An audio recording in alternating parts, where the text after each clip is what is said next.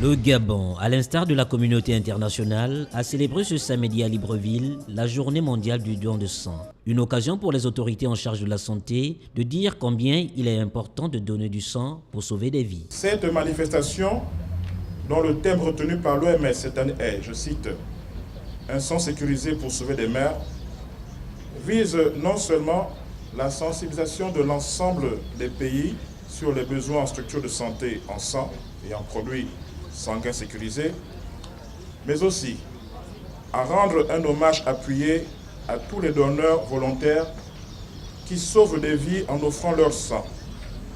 Car le sang, c'est la vie, et il n'y a pas de plus grand amour que de donner sa vie. Reconnaissant les services rendus par les donneurs en sauvant des vies, le ministre a exhorté les uns et les autres à donner plus de sens et en respectant la vie humaine. Chers donneurs, gardez vos cœurs plus que toute autre chose, car c'est de lui que jaillissent les sources de la vie. Puisse Dieu vous bénir et vous fortifier dans cet élan du cœur qui ne peut que vous valoir grâce et bénédiction. Ma reconnaissance va aussi à l'endroit des personnels dévolus aux tâches liées à la transfusion sanguine. Pour le ministre des Droits humains, remplaçant celui de la santé empêchée, la ferme volonté sur la question du don de sang est de faire en sorte qu'une femme ne meure plus en couche pour une quelconque raison. Présent à la cérémonie de la Journée mondiale du don de sang, le représentant de l'Organisation mondiale de la santé au Gabon a souligné l'importance du thème retenu pour cette année. Le thème retenu cette année est comme réitéré par le directeur du Centre national de transfusion sanguine, est un sang sécurisé pour sauver les mères.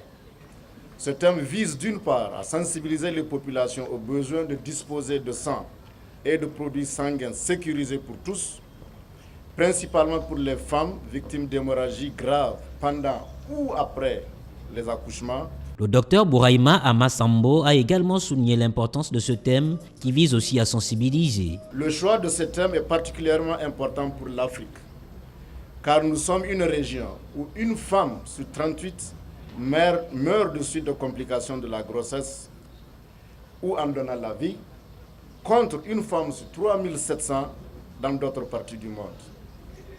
Dans notre pays, ce thème a une résonance particulière, par les hémorragies pendant ou après l'accouchement sont la première cause de mortalité maternelle. Bien des décès de femmes enceintes ou encore des enfants dans notre pays, notamment à l'intérieur du pays, l'ont été du fait de l'absence de sang sécurisé. Selon le docteur Bouraïma Amasambo, le bureau de l'OMS au Gabon continuera à apporter son concours à toute initiative appropriée visant à garantir la disponibilité du sang et des produits sanguins, sécurisés pour sauver les femmes qui risquent leur vie en donnant la vie. C'est aux plus méritants parmi les donneurs, ceux qui ont choisi de donner régulièrement leur sang pour sauver des vies, que cette 11e journée mondiale de don de sang a été dédiée. Monsieur Mombo Odava Jean Freddy, au nom du ministre de la Santé, au nom du ministre de la Défense, au nom du peuple gabonais, je dirais même, je vous remets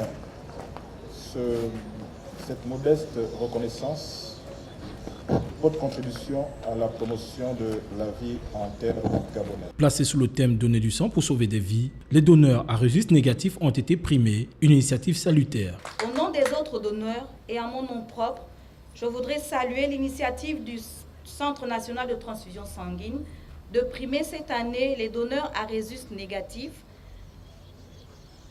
Le sang étant un médicament indispensable pour la vie, les demandes en sang étant de plus en plus élevées, donner du sang aujourd'hui revêt un caractère humanitaire.